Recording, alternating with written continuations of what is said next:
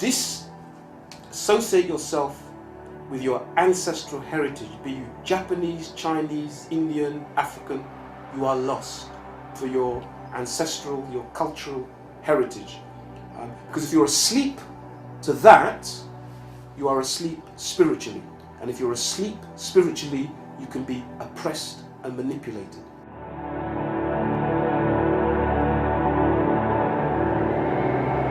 Juju, voodoo, evil, apparently.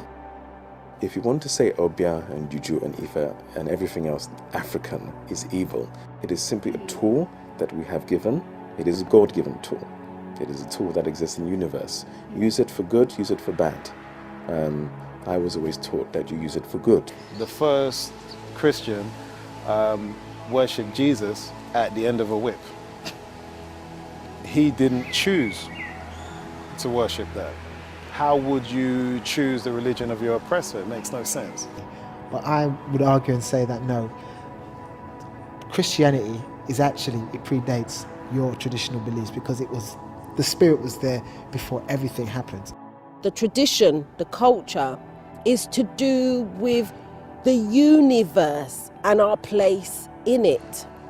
Religion doesn't deal with that. Religion deals with one person. They have personalized God.